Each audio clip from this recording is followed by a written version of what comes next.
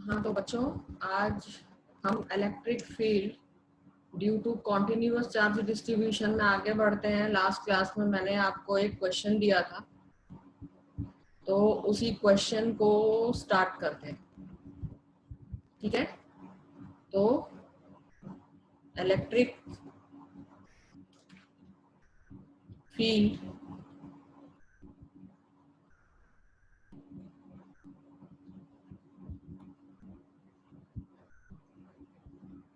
Due to continuous charge distribution.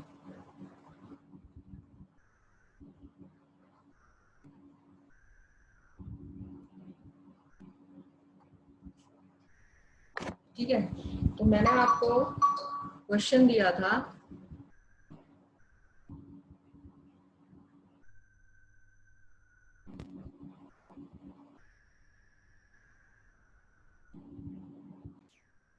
कि इस तरह से एक सर्कल का क्वाड्रेंट है और ऐसे ये चार्जेस डिस्ट्रीब्यूटेड है। इस पर कॉन्टिन्यूअस चार्जेस हैं बच्चों। देखो, एक पॉइंट चार्ज नहीं है ये। ठीक है, ये रेडियस आर है और ये आपको पता ही है क्वाड्रेंट वाला जो एंगल होता है ये 90 डिग्री होता है। तो आपको बोला गया था फाइंड ई नेट एट ओ। ये सेंटर है सर्कल का, तो इस पॉइंट पर आपको ई नेट निकालना था। ठीक है बच्चों, तो इसको सॉल्व करने के लिए सबसे पहले हमें ये याद रखना है कि जो लैम्डा होता था ये क्या होती थी, charge density per unit length. इसको हम कैसे लेते थे, और यहाँ पर हम क्या मान लेते हैं, ये जो चार्ज है ये क्या है, टोटल चार्ज क्यू है। ठीक है, तो ये चार्ज पर यूनिट लेंथ यानी क्यू बाई एल, और ये क्या हो जाएगा क्यू, और लेंथ क्या हो जाएगी बच्चों, इस आर्क की लेंथ, जो कि क्या होगा सेमी सर्कल का, जो सेमी सर्कल की जो लेंथ होती है यानी जो सरकमफ्रेंस होता है उसका भी half, means pi r by 2। तो लैम्डा यहां से हमारे पास क्या आ जाएगा, 2q अपॉन पाई आर। इतना क्लियर है बच्चों। अब आ जाते हैं इसको सॉल्व करने के लिए उसी मेथड से। ये आपका क्वाड्रेंट है, मैं दोबारा से ड्रॉ कर रही हूं। ये देखिए, ये आपके चार्जेस थे। एक छोटा सा एलिमेंट में यहां पर मान लेती हूँ डीएल। ठीक है, यानी इस चार्ज का मैंने एक छोटा सा एलिमेंट माना डी क्यू, और उस डी क्यू की जो लेंथ क्या हो गई, डीएल। ठीक है, ये देखिए, ये डीएल जो है ये सेंटर से एक एंगल बनाएगा। अगर ये पूरा एंगल थीटा था, ये पूरा एंगल क्या था, थीटा, तो ये जो छोटा सा एलिमेंट है ये सेंटर से एंगल क्या बना देगा, डी थीटा। ठीक है बच्चों, अब इस पॉइंट पर, इस ओ पॉइंट पर आपने क्या बना दिया, ये इस डी क्यू चार्ज की वजह से जो इलेक्ट्रिक फील्ड बन रही है डीई, इतना आपने किया था सेमी सर्कल में भी। कुछ नहीं करना, बस इस डीई के दो कंपोनेंट्स बना देने हैं। ठीक है, एक हॉरिजॉन्टल कंपोनेंट, एक वर्टिकल कंपोनेंट। ये हो गया डीई साइन थीटा, और इधर डीई कॉस थीटा।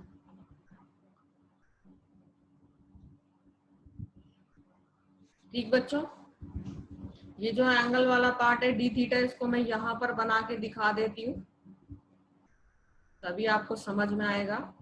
ये आपका क्या था, डी थीटा, ये रेडियस आर, और ये लेंथ आर्क है ना। और ये हमने पढ़ाई है, डीई कितना हो गया, इलेक्ट्रिक फील्ड इस छोटे से चार्ज की वजह से k d q upon r square. ठीक है, और डीएल की वैल्यू यहाँ पर क्या हो जाएगी, आर डी थीटा, बताया था आपको, आर्क अपॉन लेंथ। ठीक है, तो डी क्यू की वैल्यू क्या आ गई, लैम्डा डीएल। ठीक है, और लैम्डा की वैल्यू क्या है, लैम्डा की वैल्यू क्या थी, ये कैसे आई है, ये हमने लास्ट लेक्चर में भी बड़े अच्छे से समझा था। लैम्डा क्या हो जाता है बच्चों, DL upon, sorry, D q upon DL, है ना, charge per unit length is lambda.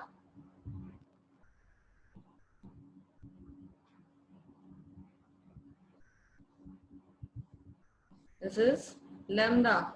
Lambda is equals to charge per unit length.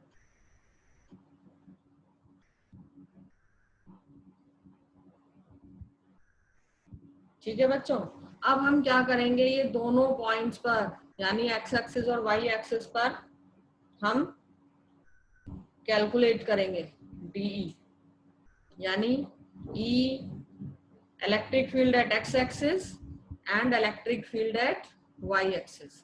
अब यहाँ पर देखिए, अगर मैं यहाँ पर आप देखिए, जैसे वहां पर होता था सेमी सर्कल में, तो आपने क्या देखा था, ये इधर भी जा रहा था सर्कल, है ना।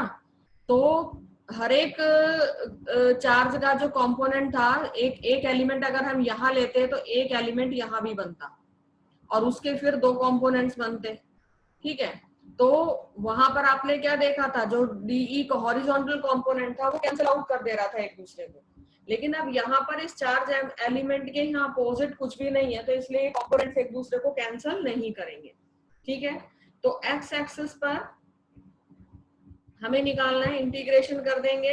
अगर टोटल इलेक्ट्रिक फील्ड निकालनी है तो d E cos theta horizontal component का, और वर्टिकली हमें इलेक्ट्रिक फील्ड निकालनी है तो क्या हो जाएगा बच्चों, डीई साइन थीटा।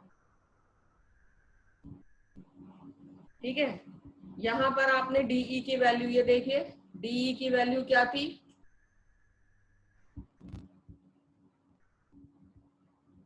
ये आपने डीई की वैल्यू यहाँ कैलकुलेट की हुई है, ऊपर लिखी भी हुई है। तो ये डीई की वैल्यू क्या कर देंगे, यहां पर पुट कर देंगे।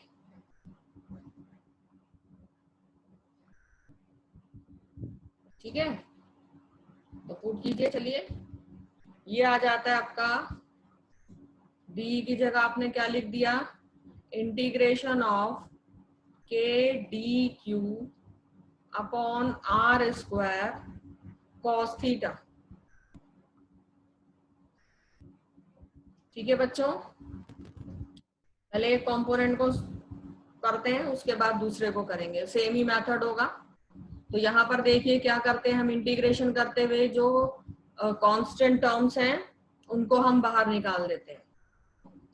देखिए, इंटीग्रेशन क्या आ जाएगा, डी क्यू कॉस थीटा, फिर ये आ जाता है आपका के upon r square.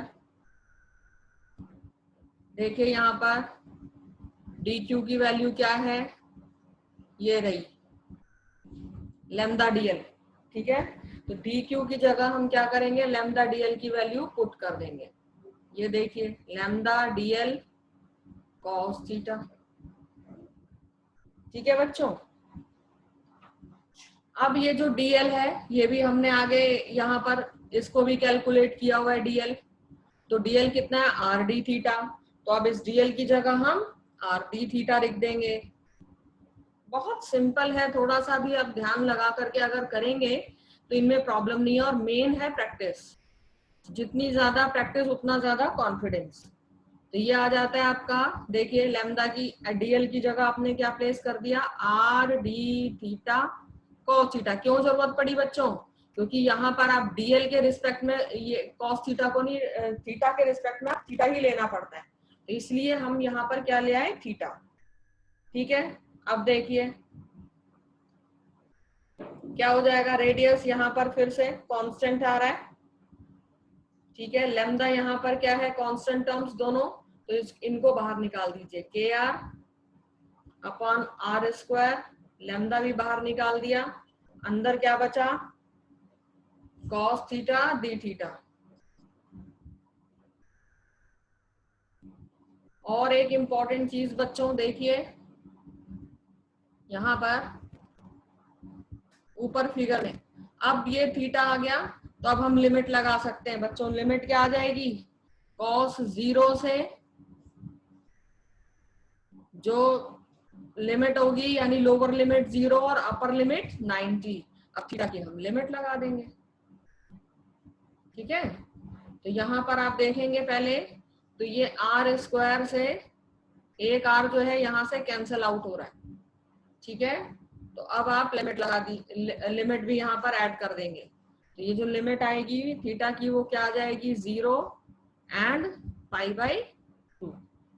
Upper limit क्या हो जाती है, π/2। ठीक है बच्चों, सेम यही मेथड आपने यहाँ भी करते आना है, सेम ही आएगा, इतना तो पार्ट सेम ही है।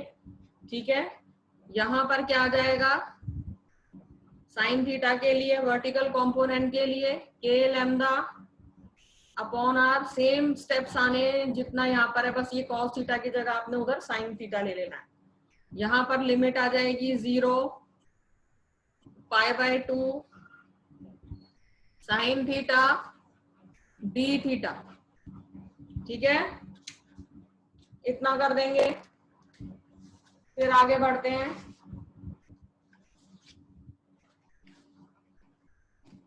बढ़ते हैं। यहाँ पर इसको सॉल्व करेंगे। देखिए E electric field eight x axis कितना आ गया, k लैम्डा अपॉन r, और यहाँ पर cos थीटा का डिफरेंशिएशन क्या आ जाता है बच्चों, sine theta, sorry integration, cos theta का इंटीग्रेशन साइन थीटा, और ये लिमिट आपने लगा दी 0 π/2। ठीक है, यहाँ पर देखिए, यहाँ पर electric field eight y axis, ये आ गया आपका k लैम्डा अपॉन r, और फिर साइन थीटा का इंटीग्रेशन क्या हो जाता है बच्चों, माइनस कॉस थीटा, और फिर आपने यहाँ लिमिट लगा दी 0 π/2। बस अब अगला स्टेप क्या हो जाएगा, लिमिट को प्लेस कर दीजिए। ये देखिए यहाँ पर Ex क्या आ गया आपका, k लैम्डा बाई r, और Ey भी क्या हो गया, k लैम्डा बाई r। ठीक है, यहां जब हम लिमिट लगा देंगे, अपर लिमिट साइन 90, देखिए ये इसको सॉल्व कीजिएगा, ये इसको सॉल्व करेंगे तो यही आएगा, upper limit minus lower limit, यानी साइन π/2 माइनस साइन 0। ठीक है, तो साइन 90 कितना होता है, 1, तो यहाँ वैल्यू 1 आ जाएगी। ठीक है, सिमिलरली यहाँ पर भी वैल्यू क्या आ जाएगी बच्चों, सॉल्व करके, ये माइनस है, अंदर माइनस आएगी वैल्यू, माइनस माइनस प्लस हो जाएगा और ये कैंसिल आउट। इतना आप इंटीग्रेशन सीख गए होंगे। ठीक, अब हम देखते हैं यहाँ पर फिगर में, देखिए ध्यान से, ये अगर हमारी फिगर है और यही ये डी क्या हो गया, ये रिजल्टेंट, तो इन दोनों के बीच में जो एंगल है वो कितना बनेगा, 45। ठीक है, अब हम क्या कर देते हैं, नेट ई निकाल देते हैं। तो नेट ई क्या आ जाएगा,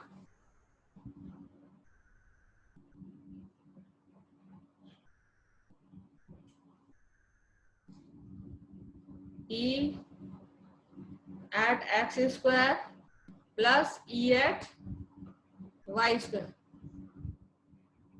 ठीक है, ये आ गया आपका E square plus E square, क्योंकि दोनों सेम है, और ये आ जाएगा √2e।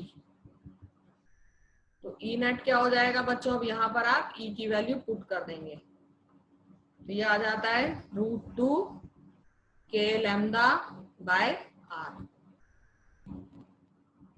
ठीक है, तो अब मुझे पूरी उम्मीद है कि ये जो पार्ट है आपको क्लियर हो गया होगा। यहाँ पर आप समझ रहे हैं ना मैंने क्यों दिया, ये क्योंकि थीटा 90 डिग्री है, क्या होता है रिजल्टेंट का फॉर्मूला, मैग्नीट्यूड निकालना होता है रिजल्टेंट का, तो A square plus B square plus A B cos theta. ठीक है, तो ए बी कॉस थीटा वाला पार्ट यानी E X into E Y cos theta क्या खत्म हो जाएगा, क्योंकि थीटा 0 है। हमारे पास सिर्फ क्या बचेगा, ए स्क्वायर प्लस बी स्क्वायर, और वही हमने वैल्यूज रख करके ये कैलकुलेट कर दिया। ठीक है बच्चों, तो अब मुझे पूरी उम्मीद है कि आपको अच्छे से ये क्वेश्चन क्लियर हो गया होगा कि कैसे हमने सॉल्व करना है। इसके बाद बच्चों अब इसमें बहुत ही इंपॉर्टेंट टॉपिक आ जाता है कि आपको एक रिंग दे रखी है, ठीक है, और उस रिंग की एक्सिस पर आपने बाहर कहीं पर कोई पॉइंट ले लिया, उस पॉइंट पर इलेक्ट्रिक फील्ड इंटेंसिटी आप निकालिए। ठीक है, जैसे कि यहां पर मैं एग्जांपल लेती हूं,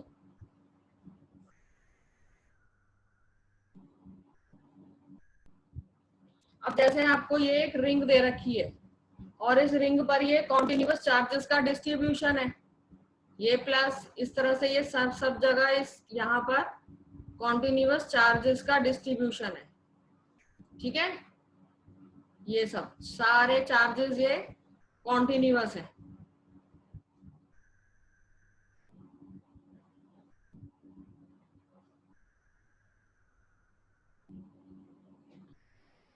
अब आपने क्या बोला, यहाँ पर क्या बोला